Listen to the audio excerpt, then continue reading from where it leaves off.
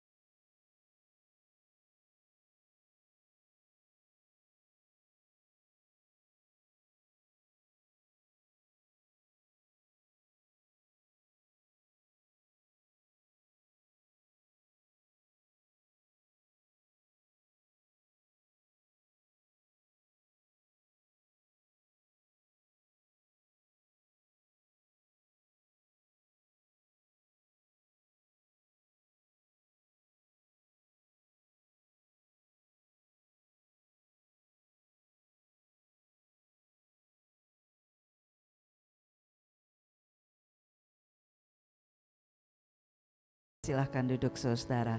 Haleluya. Puji Tuhan. Kita punya Allah yang besar, amin. Kita punya Allah yang perkasa, amin. Ya, Dia ada di tengah-tengah kita. Dia memberkati kita semua. Puji Tuhan. Banyak saudara kita yang mungkin pergi berlibur atau mungkin mudik saudara ya. Karena memang hari-hari ini libur panjang. Ya, menikmati berkat Tuhan, menikmati liburan. Tetapi kita bersyukur ya bahwa kita ada sampai saat ini semua karena anugerah Tuhan. Karena pemeliharaan Tuhan ya, karena kasih setia Tuhan di dalam kehidupan kita. Dan kita mau memanfaatkan setiap waktu yang ada untuk kita bersekutu dengan Tuhan. Untuk kita dapat kembali menikmati berkat-berkat firman Tuhan. Baik saudara yang kekasih dalam Tuhan, kembali bersama-sama dengan saya kita belajar lagi Injil Matius. Kita buka lagi Injil Matius kita dan hari ini kita akan berbicara tentang iman ya. Kita akan berbicara tentang iman berkaitan dengan bagian yang kita pelajari yaitu dari Injil Matius pasal yang ke-9 ayat yang pertama sampai ayat yang ke-8. Matius pasal yang ke-9 ayat yang pertama sampai ayat yang ke-8. Di situ ada sebuah kisah ya yang menjadi pelajaran buat kita semua bagaimana mujizat Tuhan terjadi ya. Di situ judul perikopnya orang lumpuh disembuhkan. Saya memberi judul untuk bagian ini adalah iman yang mendatangkan mujizat. Semua kita ingin mengalami mujizat, amin. Ya, kita ingin mengalami kemenangan dari Tuhan dalam apapun juga mungkin persoalan, pergumulan yang kita hadapi. Dan kita mempelajari melalui kisah ini bagaimana satu kemenangan, satu mujizat itu terjadi, saudara. Ya, bagaimana kita mendayagunakan iman kita. Kita memakai iman kita. Iman kita ini harus kita pergunakan ya di dalam kehidupan kita sehari-hari. Nah, kita membaca saja saudara, kita lihat saja Matius pasal 9 ayat 1 sampai ayat yang ke-8. Saya mengajak saudara membaca ayat ini bergantian dengan saya. Saya ayat 1, nanti Bapak Ibu Saudara sama-sama ayat 2, saya ayat 3, Bapak Ibu sama-sama ayat 4 dan seterusnya sampai ayat yang ke-8. Judul perikopnya orang lumpuh disembuhkan. Ayat yang pertama. Sesudah itu naiklah Yesus ke dalam perahu lalu menyeberang. Kemudian sampailah ia ke kotanya sendiri.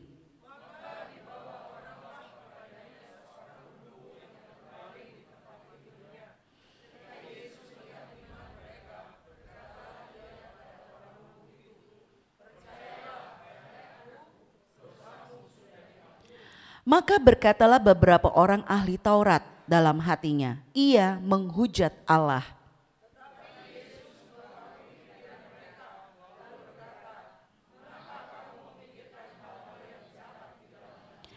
Manakah lebih mudah mengatakan dosamu sudah diampuni atau mengatakan bangunlah dan berjalanlah?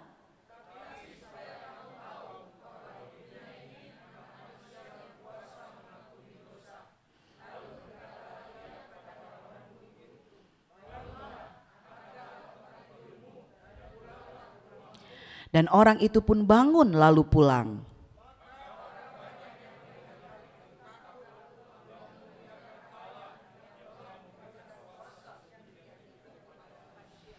Puji Tuhan, terima kasih buat kerjasamanya. Tuhan Yesus memberkati setiap kita yang membaca, merenungkan dan melakukan firman Tuhan. Amin. Puji Tuhan. Nah, Bapak Ibu Saudara yang kekasih dalam Tuhan Yesus Kristus, kisah ini ya, kalau saudara perhatikan di dalam Alkitab ya, di dalam Alkitab kita masing-masing, biasanya di bawah perikop, judul perikop itu ada ayat yang lain ya, ayat yang lain, yaitu bahwa kisah ini juga ditulis di dalam Injil Markus pasal yang kedua ayat 1 sampai 12 dan juga di dalam Injil Lukas pasal 5 ayat 17 sampai ayat 26. Jadi di dalam ketiga Injil ini baik Matius, Markus dan Lukas mencatat kisah yang sama ini. Dan saudara yang kasih dalam Tuhan, ada beberapa detail yang kita jumpai dalam Injil Markus dan Injil Lukas ya, yang mungkin tidak dicatat di dalam Injil Matius ini, tetapi detail-detail itu melengkapi informasi sehingga ketika kita membaca ketiga Injil ya, baik Matius, Markus maupun Lukas, kita akan mendapatkan kisah yang lengkap, informasi yang lengkap tentang kisah ini. Nah, Bapak Ibu Saudara yang kekasih dalam Tuhan Yesus Kristus, kalau kita perhatikan lagi ya, pada ayat yang pertama dikatakan sesudah itu naiklah Yesus ke dalam perahu lalu menyeberang, kemudian sampailah ia ke kotanya sendiri. Nah, kalau kita mengingat kisah sebelumnya ya, di bagian akhir dari Fatsal 8, yaitu bagaimana Tuhan Yesus, sudah kita bahas ya beberapa minggu yang lalu, Tuhan Yesus melepaskan dua orang yang kerasukan setan ya di kota Gadara atau di kota Gerasa. Saudara, Injil-Injil yang lain memakai kata Gerasa. Nah, saudara-saudara yang kekasih dalam Tuhan, di situ bagaimana Tuhan diusir ya, Tuhan diusir oleh orang-orang Gadara atau orang-orang Gerasa. Dan kita melihat Tuhan tidak memaksakan kehendak. Tuhan menuruti keinginan mereka dan Tuhan segera pergi. Tuhan Yesus tidak mau berlama-lama di tempat di mana ia tidak diterima. Di mana ada tempat yang menolak Yesus, Yesus tidak akan tinggal di situ. Yesus akan segera pergi. Ditolak di satu tempat, pergi ke tempat lain yang mau menerima Yesus. Tentu saja kerugian ditanggung atau dialami oleh orang-orang Gadara, karena mereka tidak mengalami lawatan Tuhan. Ya, mereka tidak mengalami mujizat, mereka tidak mengalami sesuatu yang ajaib yang Yesus kerjakan di sana. Yesus dibatasi, Yesus ditolak. Nah, saudara-saudara yang kekasih dalam Tuhan Yesus, di sini menjadi satu pelajaran bahwa saudara-saudara yang kekasih, jangan kita menolak Tuhan. Ya, kalau kita menolak Tuhan, Tuhan akan pergi. Dia tidak akan memaksa untuk tinggal. Dia tidak akan memaksa kita untuk menerima Dia. Ya, begitu juga ketika kita menolak firman-Nya, kerugian itu kita yang alami, saudara ya. Karena firman itu mendatangkan mujizat, mendatangkan pemulihan, mendatangkan kesembuhan. Saudara, kalau kita menolak, Yesus akan pergi. Ya, Yesus akan pergi dan tidak diceritakan Yesus kembali ke Gadara. Tidak diceritakan Yesus kembali kepada orang-orang Gerasa. Mereka kehilangan kesempatan untuk mengalami lawatan Tuhan. Jadi saudara yang kekasih dalam Tuhan, apapun situasinya, ya, apapun keadaannya, ketika Tuhan datang melawat kita, kita siap, kita terima. Jangan sampai ketika Tuhan datang melawat, kita justru tidak ada. kita tidak siap, kita tidak menerima, kita kehilangan berkat.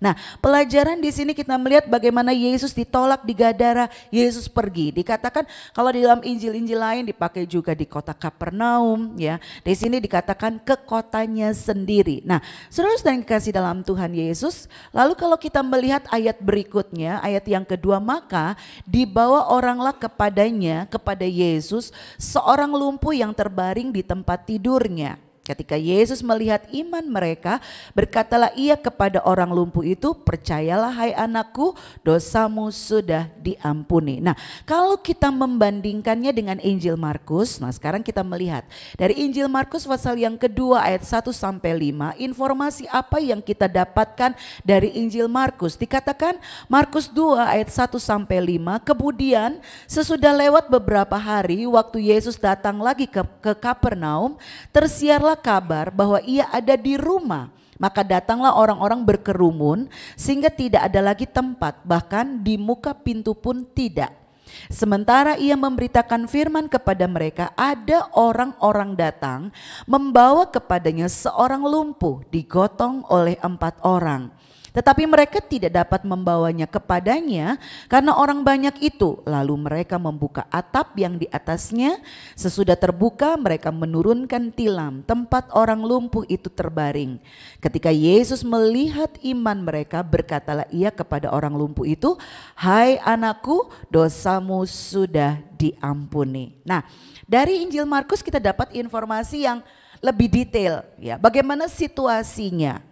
Ya, bagaimana situasinya? Mungkin di Injil Matius tidak diuraikan, tidak dijelaskan situasi pada waktu itu. Betapa crowdednya, betapa banyaknya orang-orang yang berkerumun pada waktu itu. Ya, di tempat di mana Yesus ada, dikatakan dia ada di rumah, di satu rumah, saudara. Dan di situ rumah itu kedatangan banyak orang. Saudara-saudara, biasanya kalau ada dokter ya yang dikatakan pandai, oh dokter itu pandai. Ya biasanya dia kemudian awal mulanya mendiagnosis seseorang pasien ya, lalu kemudian mengobati pasien itu sehingga kemudian sembuh. Nah biasanya dari mulut ke mulut nih diceritakan, wah dokter itu hebat. Dia seorang profesor, dia ngerti penyakit, dia bisa mendiagnosis penyakit dengan tepat. Saya diobati sembuh gitu ya saudara. Biasanya nah dokter tersebut akan jadi sangat terkenal dan banyak orang yang akan datang kepadanya. Ya kan saudara, saudara pernah ya pergi ke dokter sampai ngantri sampai malam, sampai tengah malam gitu saudara. Pasiennya banyak. Saya padahal udah cepet-cepet mendaftar tapi dapat urutan yang sekian. Saudara yang kekasih dalam Tuhan Yesus, biasanya seperti itu. Ya, kalau seseorang terkenal bisa mengobati, saudara pernah lihat ya di televisi bagaimana orang yang mengobati secara alternatif gitu, pengobatan alternatif ya. Padahal kelihatannya hanya dengan digosok-gosok atau ada yang lebih ekstrim lagi ya, yang lebih aneh lagi, pakai batu lah atau pakai air lah. Dan orang banyak percaya karena mereka tersugesti. Nah di situ sekali waktu mungkin ada yang sembuh lalu yang lain jadinya ikut-ikutan saudara. Lalu terjadi antrian yang begitu banyak sampai viral. Nah saudara, mungkin kalau Yesus ada di zaman kita sekarang viral ya saudara, viral ini. Yesus begitu banyak orang yang datang kepadanya untuk disembuhkan. Nah, tetapi masalahnya Yesus itu bukan sekedar dokter, saudara. Masalahnya Yesus itu bukan sekedar manusia yang belajar kedokteran lalu kemudian pas tepak gitu, saudara, istilahnya orang Probolinggo, menolong orang lalu sembuh sehingga akhirnya dia kemudian terkenal. Tidak. Yesus adalah dokter di atas segala dokter. Dia tabib di atas segala tabib. Dia bukan hanya sekedar manusia, dia adalah Allah dan Allah yang maha kuasa. Allah yang hidup, Allah yang sanggup melakukan segala perkara dan dia tidak terbatas. Bedanya Yesus dengan manusia-manusia yang mungkin viral saudara, dengan orang-orang yang bisa menolong orang lain dengan ilmu pengetahuannya. Dia adalah Allah yang hadir dengan segala kepenuhan kealahannya. Ya, tidak ada yang dapat membatasi Yesus. Itu sebabnya Yesus sanggup menolong. Dia sanggup menyembuhkan, dia sanggup memulihkan orang-orang yang datang kepadanya. Bahkan kalau kita ingat lagi kisah sebelumnya, iblis pun takluk kepada Yesus. Ya, Yesus memerintahkan iblis-iblis itu keluar dari 2 orang yang ada di Gadara itu dan mereka pun pergi. Ya, walaupun mereka minta supaya pindah ke babi-babi, 2000 ekor babi. Saudara-saudara yang kekasih dalam Tuhan Yesus, tidak ada yang dapat melawan kekuasaan Yesus. Karena Yesus adalah Allah. Ya, di sini kita melihat bahwa Yesus adalah Allah yang sungguh-sungguh hadir dengan kuasanya. Ya, dengan segala kepenuhan kealahan. Nah, diceritakan selanjutnya bagaimana datanglah seorang lumpuh kepada Yesus. Datang seorang lumpuh. Tentu saja orang lumpuh ini nggak mungkin datang sendiri kepada Yesus. Ya, tidak mungkin orang lumpuh itu datang sendiri untuk mendapatkan pertolongan Yesus. Artinya dia perlu dibantu. Dia perlu ditolong, dia perlu ditemani. Ada orang-orang yang menolong dia. Kalau menurut Kamus Besar Bahasa Indonesia, kata lumpuh itu artinya lemah, ya, tidak bertenaga, atau tidak dapat bergerak, khususnya anggota badannya terutama kakinya. Nah, itu disebut lumpuh. Saudara, orang lumpuh tidak bisa bergerak sendiri, dia perlu dibopong, dia perlu digendong, mungkin dia perlu ditolong orang lain. Kalau mungkin zaman sekarang dengan menggunakan kursi roda, saudara, dia dapat bergerak. Ya, dia dapat bergerak dengan bantuan. Nah, Bapak Ibu Saudara yang kekasih dalam Tuhan Yesus, secara rohani dalam hal rohani ada juga orang-orang yang lumpuh secara rohani. Mereka nggak bisa datang sendiri kepada Yesus. Ada orang-orang yang seperti itu, mereka perlu terus didorong, perlu terus disemangati untuk datang kepada Tuhan. Bahkan perlu dibantu untuk datang kepada Tuhan. Ya. Perlu dijemput misalnya. Ya, tapi di Mawar Saron enggak ada, saudara. GPD Mawar Saron enggak ada. Sebenarnya datang dengan motivasinya sendiri, dengan semangatnya sendiri. Ada orang-orang Kristen yang seperti itu. Kalau enggak dijemput, enggak datang. Kalau enggak diingatkan, kalau enggak diajak, kalau enggak didorong, enggak mau datang. Mereka mengalami kelumpuhan secara rohani. Mungkin menurut secara usia mereka sudah dewasa, bahkan udah tua mungkin, saudara. Secara pengiringan mereka kepada Tuhan Yesus, mereka sudah mungkin bertahun-tahun jadi orang Kristen, bahkan berpuluh-puluh tahun menjadi orang Kristen. Tapi mereka mengalami lumpuh rohani. Nggak bisa bergerak. Mereka butuh terus dibantu. Mereka butuh terus disupport. Mereka butuh terus digendong, saudara, untuk bisa datang kepada Tuhan. Nah, kita mendiagnosis diri kita sendiri. Apakah kita mengalami lumpuh secara rohani? Ya, atau mulai menjurus kepada lumpuh secara rohani, ada gejala-gejalanya. Ya.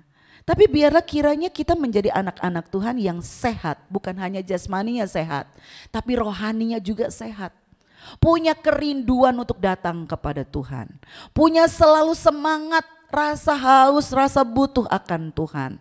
Ya, tidak alami, tidak menderita lumpuh rohani ini. Nah, saudara-saudara yang kekasih dalam Tuhan, orang yang menderita lumpuh rohani, mereka tidak bisa datang sendiri kepada Yesus. Mereka tidak punya keberanian untuk datang kepada Tuhan. Nah, mereka membutuhkan orang-orang yang hatinya penuh kasih untuk membimbing mereka datang kepada Tuhan. Mungkin saudara menjumpai pribadi-pribadi yang seperti ini. Ya, mungkin itu suami, mungkin itu istri, mungkin itu anak-anak, mungkin itu orang tua kita. Ya. Duh, kesel, capek, enggak kurang-kurang mengingatkan. Tapi kok enggak ngerti-ngerti. Saudara harus mengerti, saudara harus paham. Mereka tidak bisa datang kepada Tuhan dengan sendirinya karena mereka memang lumpuh. Ya. Jangan merasa bosan, jangan merasa kemudian jemu, lalu merasa wis cukup aku mengingatkan. Tidak, saudara. Memang butuh orang-orang yang hatinya penuh kasih menghadapi orang-orang yang seperti ini. Ya, untuk membimbing mereka datang kepada Tuhan. Dan kita melihat melalui kisah ini ya, mungkin kita menghadapi atau kita punya orang-orang terdekat kita yang mengalami ini. Nah, bagaimana kita mencontoh dari teman-teman si lumpuh ini? Ya, orang-orang yang memiliki hati yang begitu penuh kasih untuk membawa si lumpuh ini datang kepada Tuhan. Nah, saudara-saudara yang kekasih dalam Tuhan, di dalam pelajaran ini kita melihat bagaimana Tuhan Yesus itu selalu memperhatikan iman. Ya, kalau kita perhatikan tadi ayat yang kedua, pada ayat yang kedua bagian yang ke B, saudara-saudara, bagian B dikatakan ketika Yesus melihat iman mereka. Ketika Yesus melihat iman mereka, satu hal yang membuat Yesus tertarik itu adalah iman, Bapak Ibu Saudara. Yesus tidak tertarik dengan tampilan fisik kita. Yesus tidak tertarik dengan apa yang kita pakai ketika kita datang beribadah kepadanya. Yesus tidak tertarik dengan kendaraan yang membawa saudara datang ke gereja. Tidak. Tetapi yang membuat Yesus tertarik adalah iman. Iman itu yang menarik perhatian Yesus. Dan di dalam kisah ini bukan hanya imannya si sakit, si lumpuh itu saja, tetapi juga iman teman-temannya. Dipakai di sini kata ketika Yesus melihat iman mereka. Kata mereka itu menunjuk kepada jamak atau lebih dari satu. Ya, lebih dari satu. Mereka itu lebih dari satu. Jadi yang diperhatikan Yesus bukan hanya iman orang yang sakit itu, tetapi juga iman teman-temannya yang membawa orang itu kepada Yesus. Ya, perhatikan baik-baik di sini, saudara. Kalau saudara punya hati yang terbeban kepada orang lain, sekali lagi, apakah itu pasangan hidup, suami atau istri, atau anak-anak, atau orang tua, atau saudara, atau siapapun. Saudara punya hati yang penuh kasih dan saudara datang dengan iman membawa mereka kepada Tuhan. Tuhan juga perhatikan dan Tuhan menghargai iman. Ya, jadi saudara yang kekasih dalam Tuhan, kita melihat di sini sangat penting kita datang kepada Tuhan itu dengan iman. Sekali lagi, Tuhan tidak melihat tampilan fisik kita. Tuhan tidak melihat apa yang kita punya secara jasmani. Tidak. Dia mencari iman. Nah, di Gadara Yesus ditolak. Di sana tidak ada iman kepada Yesus. Sehingga Yesus akhirnya pergi. Tetapi di dalam kisah ini, saudara, Yesus melihat iman. Artinya Yesus disambut. Ada iman di situ yang membuat Yesus mengerjakan mujizat-mujizatnya di dalam kehidupan orang-orang yang ada di Kapernaum itu. Kata Markus, di Kapernaum. Nah, saudara-saudara yang kekasih dalam Tuhan Yesus Kristus, kalau kita ingat apa yang dikatakan oleh penulis surat Ibrani, di dalam Ibrani pasal yang ke-11 ayat yang ke-6, Ibrani pasal yang ke-11 ayat yang ke-6, nah ini perlu sekali untuk kita perhatikan ayat ini, bahkan mungkin harus kita hafal ya. Dikatakan tetapi tanpa iman, apa dikatakan di situ? Tanpa iman tidak mungkin orang berkenan kepada Allah. Jadi kalau tidak punya iman, apakah Tuhan menyambut? Apakah Tuhan berkenan? Tidak, saudara. Tanpa iman tidak mungkin. Tidak mungkin berarti tidak ada kesempatan sedikit pun, tidak ada peluang sedikit pun, tidak ada celah sedikit pun untuk berkenan kepada Allah. Selanjutnya, sebab barang siapa berpaling kepada Allah, ia harus percaya bahwa Allah ada dan bahwa Allah memberi upah kepada siapa? Orang-orang yang sungguh-sungguh mencari Dia. Sungguh-sungguh mencari Dia artinya mencari Tuhan dengan iman. Ada iman ketika dia datang kepada Tuhan. Saudara yang dikasih dalam Tuhan, kita harus perhatikan hal ini. Tidak punya iman tidak mungkin berkenan kepada Allah.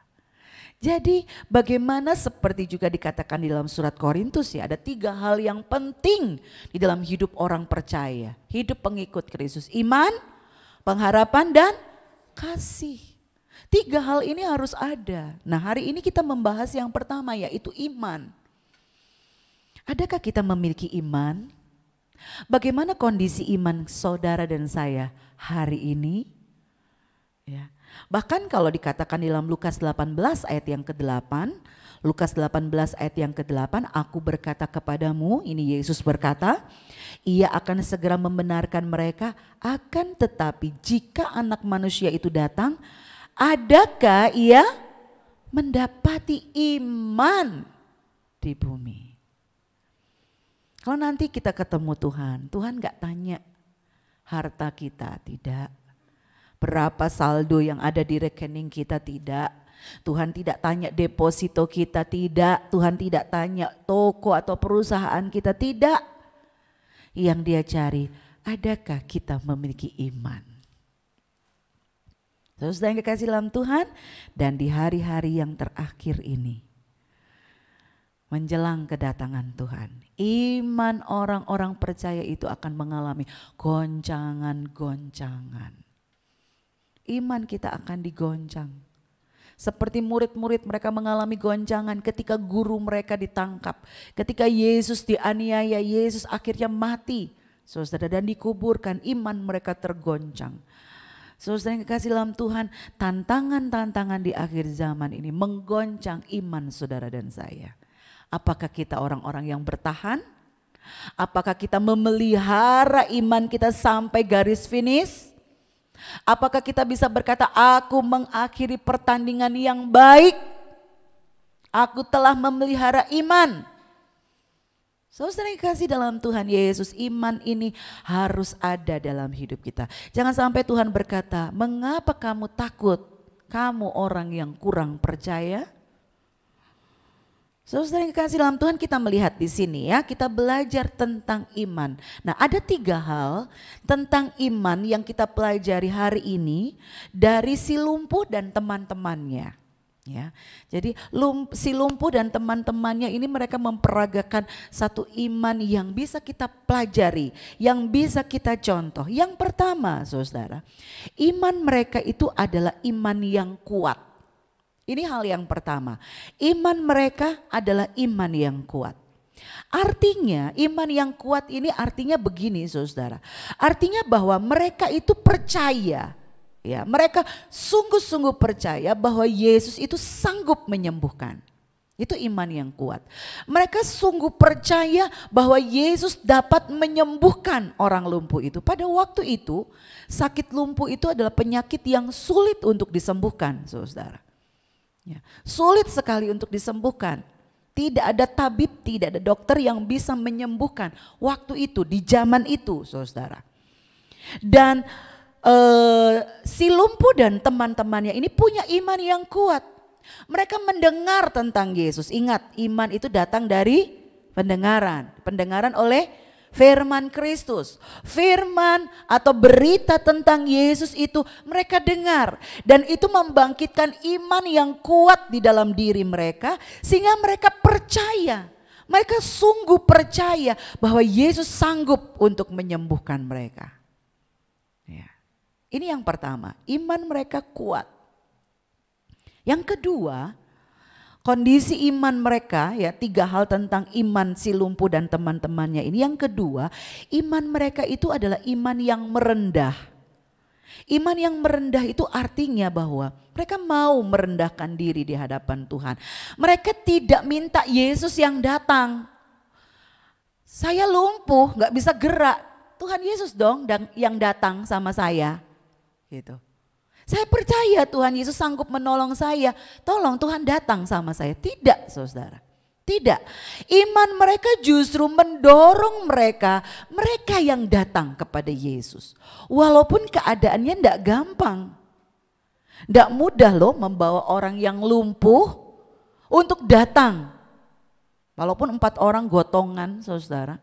Itu tidak mudah, apalagi kalau saudara membayangkan situasi pada waktu itu. Sangat sangat banyak orang berkerumun, crowded gitu ya istilahnya saudara. Begitu kalau misalnya saudara ada di satu kerumunan yang banyak gitu saudara, mau jalan gitu ya, menembus orang yang banyak itu saudara harus nabrak-nabrak, mungkin mesti gesekan-gesekan, mesti tumburan satu dengan yang lain. Nah apalagi ini posisinya gotong orang lumpuh.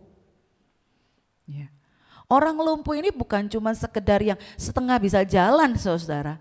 Orang kalau lumpuh brek semua berat badannya itu ya ada pada orang yang menggotongnya ini. Satu situasi yang tidak mudah, tetapi iman mereka justru yang mendorong mereka untuk datang kepada Yesus, bukan yang manja.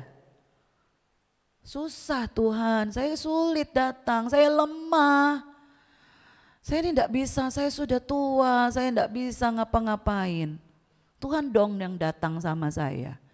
Tidak saudara, iman mereka adalah iman yang merendah. Justru mereka yang datang kepada Yesus. Mereka yang datang kepada Yesus.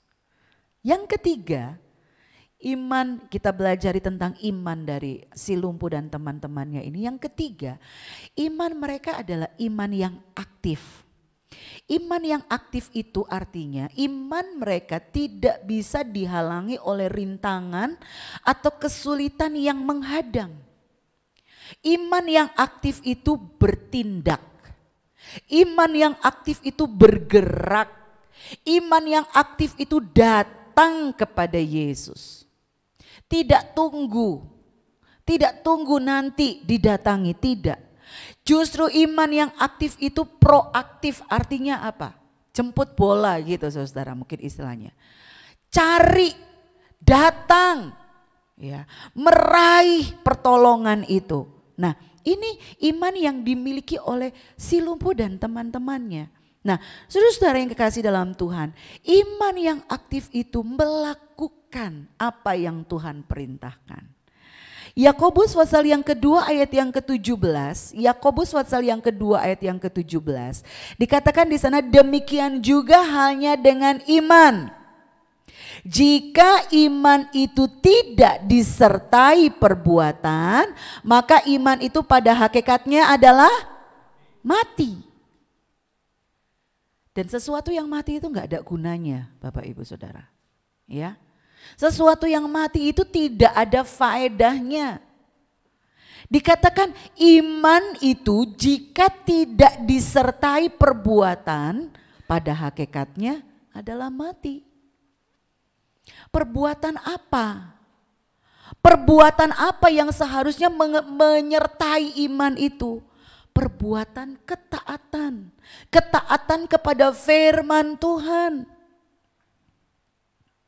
Ya, jadi 3 hal yang kita pelajari tentang iman si lumpuh dan teman-temannya ini. Yang pertama, iman mereka kuat. Yang kedua, iman mereka merendah, mau datang. Dan yang ketiga, iman mereka aktif, bertindak, melakukan apa yang Tuhan perintahkan. Datang, tidak ada yang bisa menghalangi. Nah, sekarang pertanyaannya, bagaimana dengan iman saya dan saudara?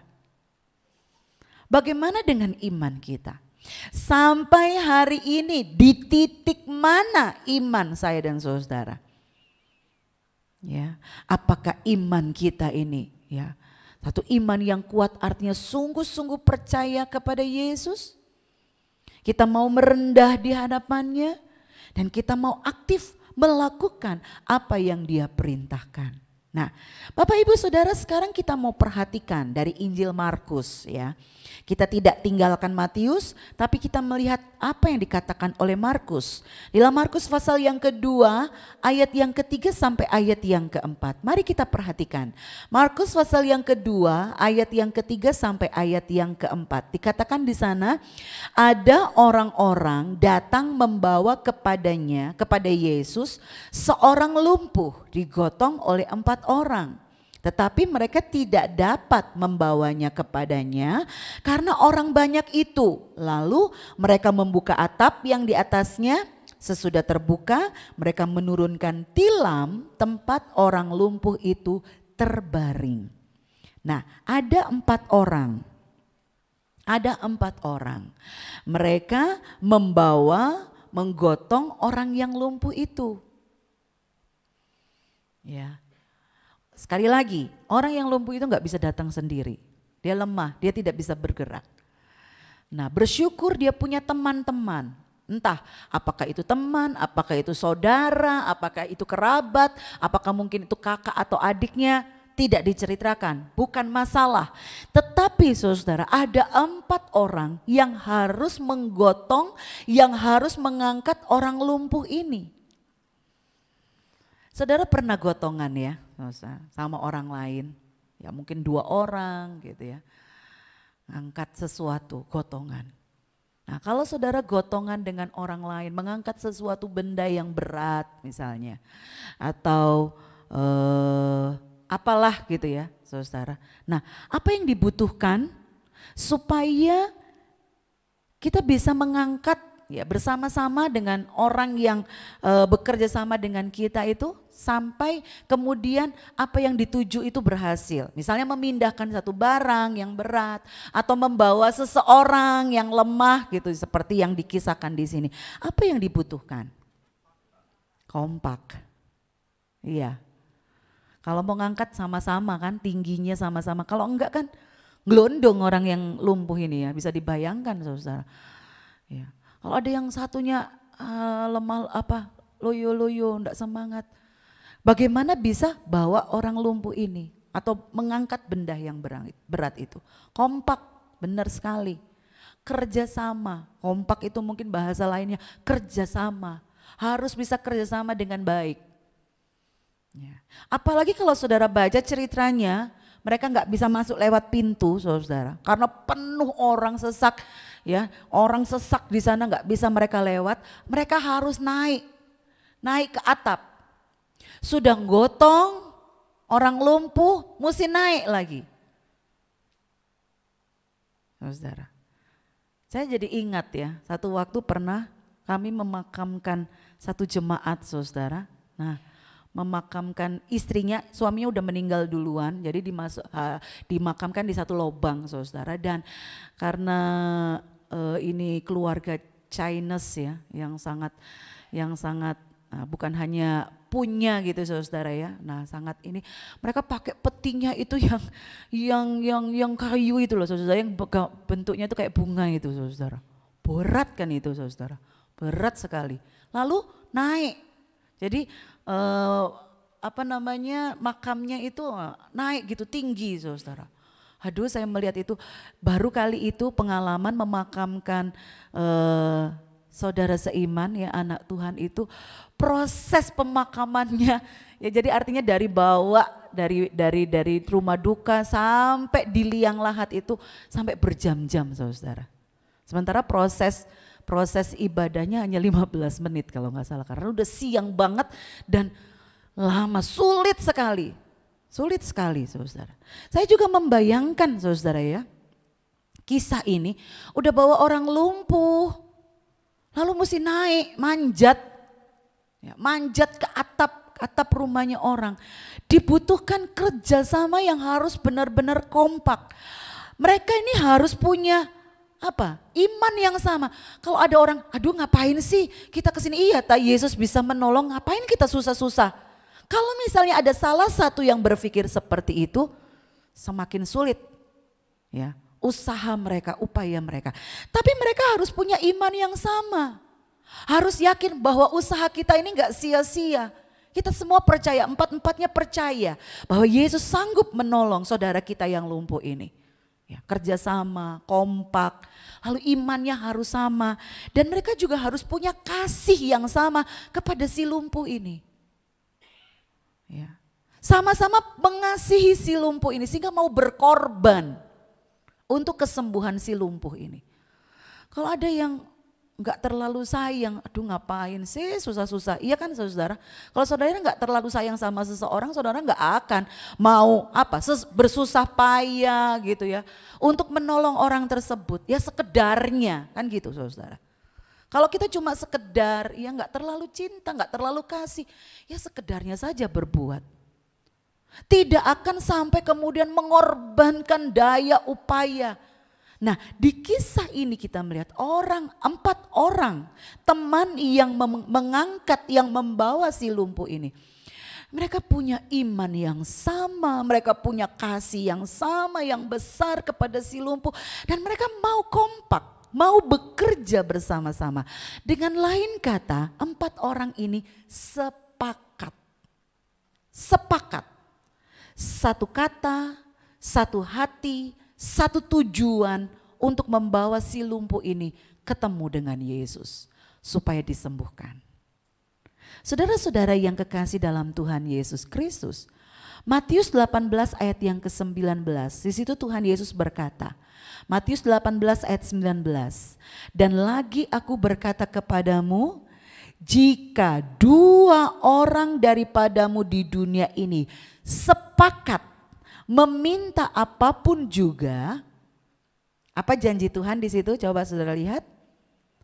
Sepakat meminta apapun juga, permintaan mereka itu akan dikabulkan oleh Bapakku yang di sorga. Sepakat. Dikatakan 2 orang saja. Mungkin ini mewakili suami dan istri. Sepakat meminta apapun juga.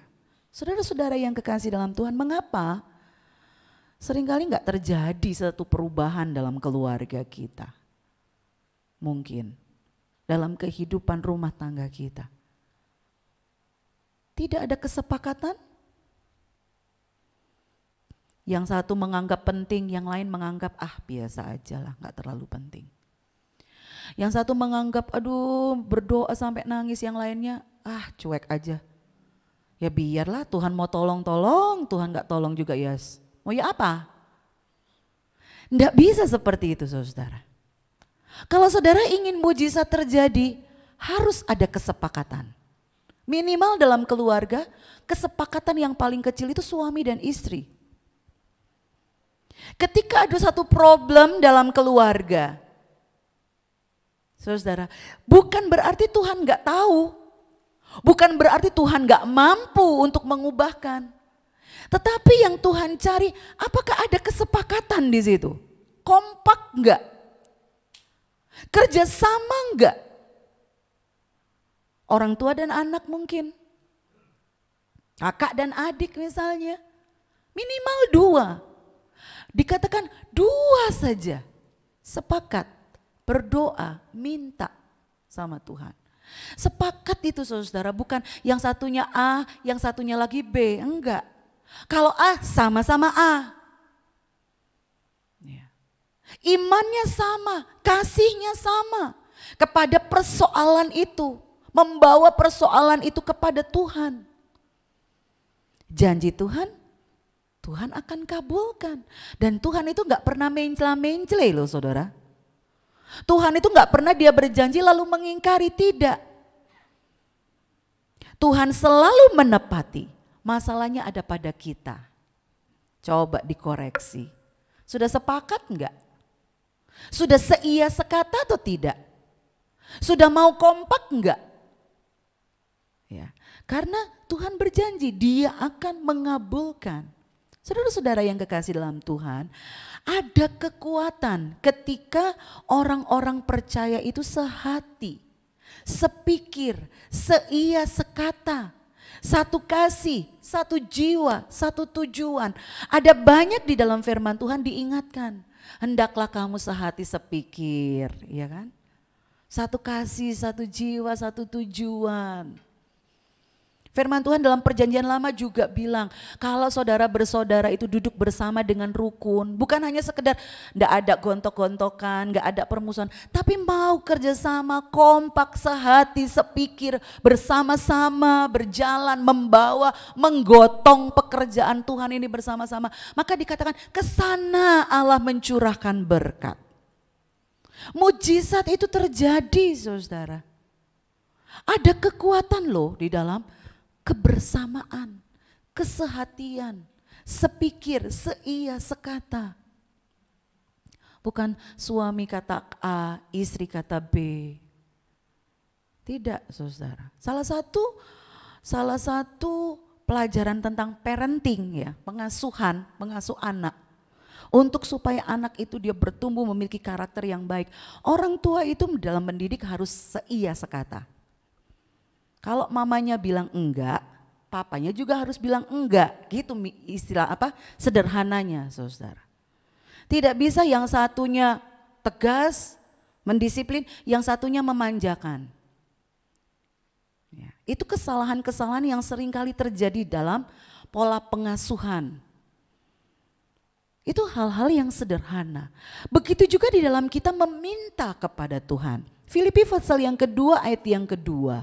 Filipi pasal yang kedua ayat yang kedua. Karena itu sempurnakanlah sukacitaku dengan ini. Hendaklah kamu sehati sepikir dalam satu kasih, satu jiwa, satu tujuan. Saudara tahu enggak kalau moto gereja kita satu kasih, satu jiwa, satu tujuan? Enggak tahu ya saudara.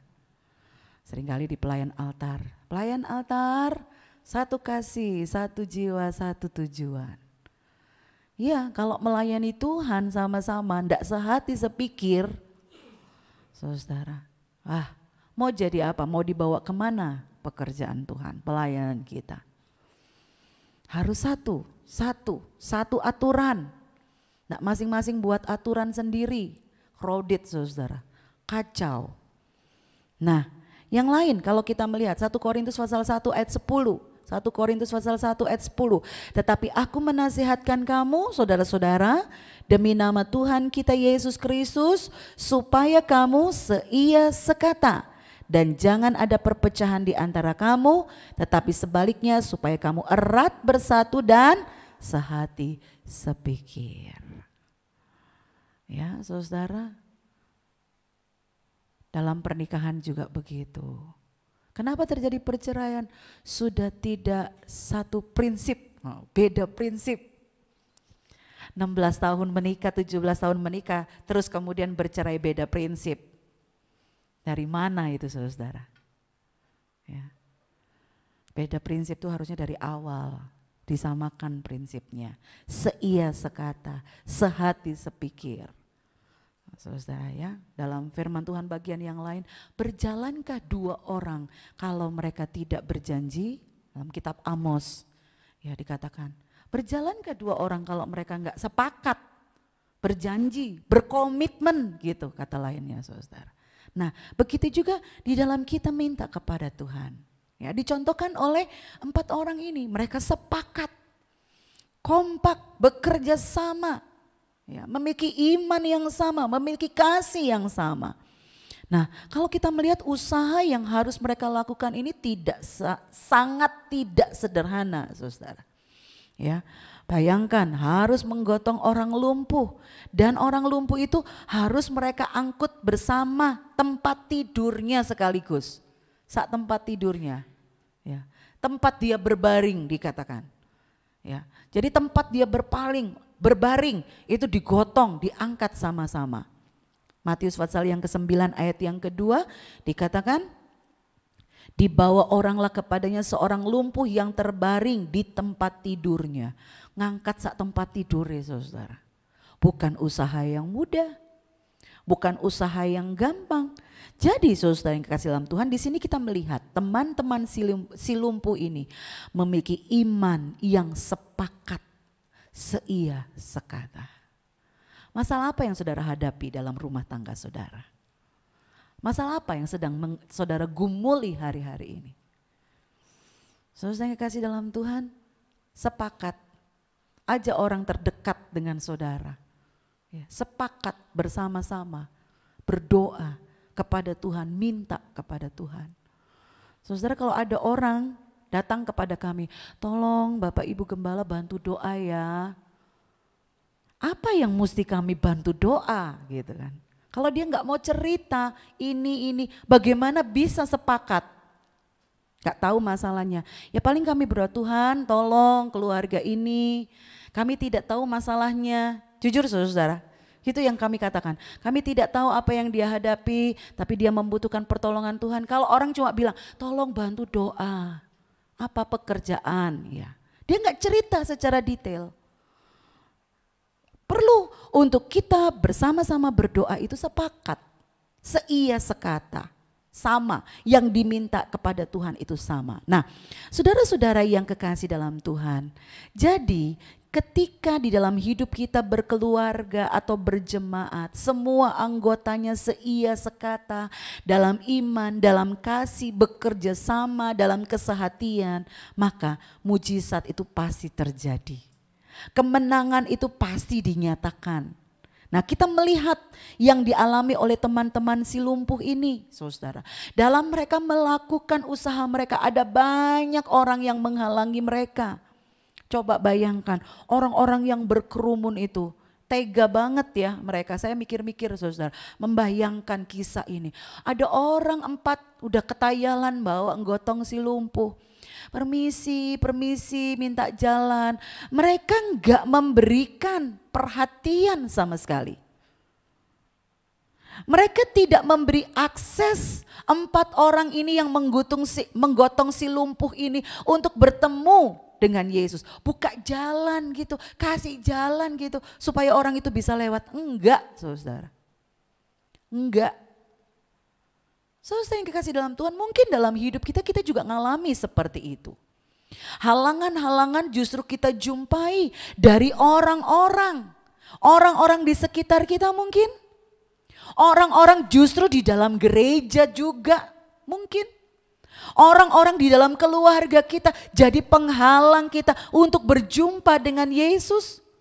Jadi penghalang kita menyelamatkan orang yang berdosa. Bisa jadi halangan itu datang dari orang-orang. Mungkin orang-orang sesama orang percaya. Bukan membuka jalan, bukan memberi jalan, justru menghalangi. Tetapi kita melihat segala macam cara digunakan oleh 4 orang teman si lumpuh ini supaya mereka dapat berjumpa dengan Yesus. Sekalipun mereka harus membongkar atap rumah orang. Ya, kalau rumah-rumah di Timur Tengah ya di Palestina situ enggak seperti rumah-rumah di Indonesia, rumah-rumah kita, saudara, tidak seperti ini ya. Rumah mereka terdiri dari potongan-potongan batu gitu, saudara, yang mendatar. Kemiringannya sedikit supaya air tidak menggenang. Nah, mereka harus naik ke situ lalu bongkar atap rumah orang. Mungkin untuk bisa mengalami perjumpaan dengan Yesus harus bongkar tradisi. Dirubah tradisinya, kebiasaan yang lama, yang tidak membawa kemajuan, yang membelenggu. Ya. Kebiasaan-kebiasaan lama itu harus diubah, harus dibongkar. Supaya Yesus dapat menyatakan kemuliaannya di sini. Kalau itu perlu dilakukan. Kalau itu perlu dikerjakan, yang terpenting adalah alami perjumpaan dengan Yesus. Dan ternyata usaha mereka tidak sia-sia. Usaha 4 orang teman si lumpuh ini tidak sia-sia. Yesus melihat mereka karena iman mereka yang aktif. Iman mereka yang aktif. Nah, saudara-saudara yang kekasih dalam Tuhan, di dalam kisah ini kita tidak membaca teman-teman si lumpuh ini ngomong apa gitu, enggak, saudara. 4 orang teman si lumpuh ini tidak berkata apa-apa, enggak ada dicatat ya. Mereka mengucapkan sesuatu apapun, tidak. Mereka hanya datang, bawa teman mereka taruh di hadapan Yesus, sudah. Tetapi bagi Yesus itu cukup. Sebab apa? Sebab iman mereka yang berbicara dengan sangat keras kepada Yesus. Iman mereka yang mendorong mereka melakukan usaha yang ekstra itu berbicara dengan sangat kuat di hadapan Yesus. Nampak melalui tindakan mereka. Dan usaha mereka tidak sia-sia. Saudara, di mana ada iman yang kuat, iman yang merendah, iman yang aktif, maka di situ Tuhan bertindak. Saudara mau mengalaminya, praktekkan ini dalam kehidupan kita. Nah, saudara-saudara yang kekasih dalam Tuhan, selanjutnya kalau kita melihat ayat yang kedua, lagi kita masih melihat ayat yang kedua bagian B. Bagian yang akhir maksud saya. Berkatalah ia kepada orang lumpuh itu, percayalah hai anakku, dosamu sudah diampuni. Kata-kata pertama yang diucapkan Yesus kepada si lumpuh ini adalah percayalah hai anakku, dosamu sudah diampuni. Begitu juga di Markus pasal 2 ayat 5, Lukas pasal 5 ayat yang ke-20. Nah, apa yang kita pelajari di sini, saudara? Yesus melihat orang lumpuh itu tidak langsung dia berkata, bangkit, berjalan. Tidak, saudara. Yang pertama dikatakan adalah percayalah dosamu sudah diampuni. Hal pertama yang harus diurus oleh Yesus adalah dosa. Dosa manusia, penyakit, sakit penyakit timbul karena dosa. Yang terpenting adalah mengampuni dosa, artinya memulihkan hubungan manusia dengan Allah. Maka selanjutnya tubuh pun disembuhkan. Gak sulit buat Tuhan untuk menyembuhkan tubuh kita. Tetapi yang terpenting bagi Tuhan adalah memulihkan jiwa kita. Membereskan hubungan kita dengan Tuhan. Karena ketika jiwa kita dipulihkan, hubungan kita dengan Tuhan dipulihkan, saudara. Maka di situ tubuh kita juga akan mengikuti. Ada kesembuhan, ada pemulihan. Nah, saudara-saudara yang kekasih dalam Tuhan, kalau kita memperhatikan selanjutnya ayat yang ketiga sampai ayat yang ketujuh, di situ ada respon, ya, ada komen dari sekelompok orang ahli Taurat. Mendengar Yesus berkata, percayalah dosamu diampuni, orang-orang ahli-ahli Taurat ini mereka berkata dalam hati, nggak keluar, saudara. Cuma dalam hati, mereka berkata ia menghujat Allah. Tapi lihat di sini, Yesus itu adalah Allah, dia bisa lihat hati orang, dia bisa baca pikiran orang. Saudara yang kekasih dalam Tuhan, begitu juga Tuhan tahu hati saudara. Tuhan tahu pikiran saudara, gak ada yang tersembunyi loh di hadapan Tuhan. Kalau dalam hati kita ngomong, ih orang itu kok gitu sih. Saudara pikir gak ada yang tahu? Ih lebay banget sih dia. Berdoanya lebay banget. Nyanyi memuji Tuhan biasa aja lah. Kenapa mesti sampai gitu sih? Dalam hati. Saudara pikir gak ada yang tahu? Hati-hati loh dengan pikiran hati kita. Hati-hati apa yang saudara ngerasani di dalam hati loh. Gak keluar memang, cuma di dalam hati. Tapi Tuhan tahu. Dan parah kalau sampai Tuhan tahu saudara. Itu yang lebih parah. Kalau orang lain cuman, ya, orang lain gak bisa buat apa-apa. Tapi kalau Tuhan yang tahu dan dia menghakimi isi hati kita, pikiran kita. Apa yang terjadi dengan kita? Yesus berkata, mana lebih mudah? Mengatakan dosamu sudah diampuni atau mengatakan bangunlah dan berjalanlah. Saudara-saudara yang kekasih dalam Tuhan, pada bagian ini Tuhan menyatakan bahwa dia adalah Allah. Dia adalah Allah. Yang pertama, dia tahu hati orang, dia tahu pikiran orang. Siapapun dia, tidak ada yang tersembunyi di hadapannya karena dia adalah Allah. Yang kedua, dia adalah Allah yang dapat mengampuni dosa. Ya, yang dapat mengampuni dosa hanyalah Allah. Dan Yesus adalah Allah, dia dapat mengampuni dosa. Hanya Yesus yang dapat mengampuni dosa. Saudara yang kasih dalam Tuhan, jadi mana yang lebih mudah? Berkata dosamu diampuni atau berkata bangunlah dan berjalanlah? Mana yang lebih mudah? Buat Yesus dua-duanya mudah. Buat Yesus tidak ada masalah sebab Yesus adalah Allah.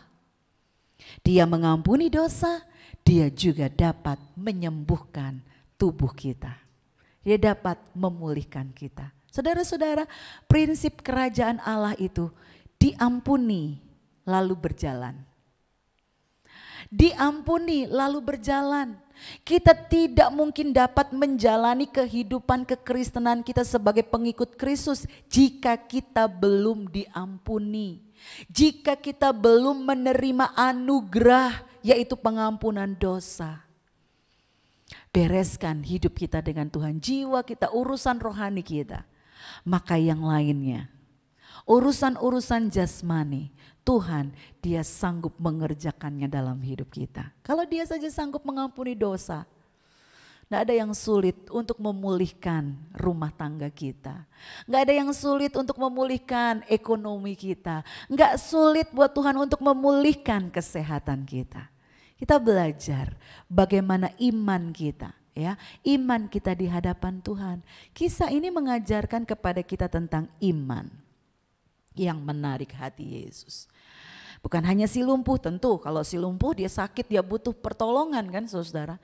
Dia butuh kesembuhan, tentu dia mau percaya sungguh-sungguh untuk disembuhkan. Tapi kita melihat yang lebih daripada itu, iman 4 orang temannya. Ya. Bukan mereka yang butuh pertolongan bukan mereka, tapi si lumpuh. Tapi mereka mau berupaya, berusaha, berlelah-lelah ya untuk membawa si lumpuh itu datang kepada Tuhan. Iman dari 4 orang teman ini melahirkan keberanian untuk bertindak. Mereka nekat, kalau boleh pakai kata nekat ya saudara dalam tanda kutip. Mereka nekat melakukan apa saja agar si lumpuh ini bisa sembuh.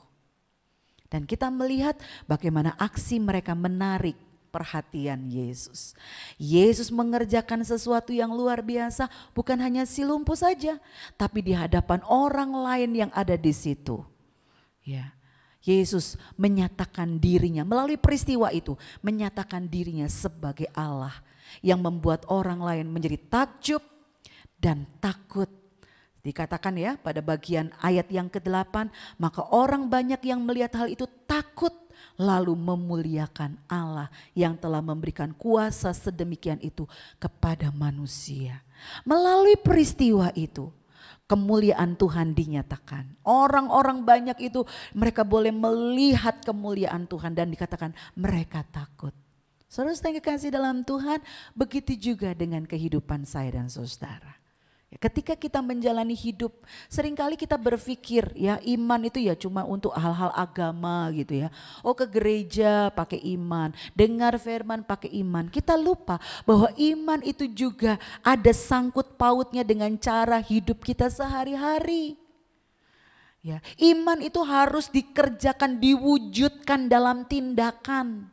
Kalau enggak iman kita mati. Iman itu harus diwujudkan dalam tindakan, ketaatan kita, di dalam kita menyelesaikan pekerjaan, di dalam kita menyikapi perubahan-perubahan yang terjadi, di dalam kita mengatasi masalah dan sebagainya dan sebagainya. Bagaimana sikap ketaatan kita akan firman Tuhan di dalam setiap aspek kehidupan kita sehari-hari. Itu iman. Dan bagaimana dengan iman kita?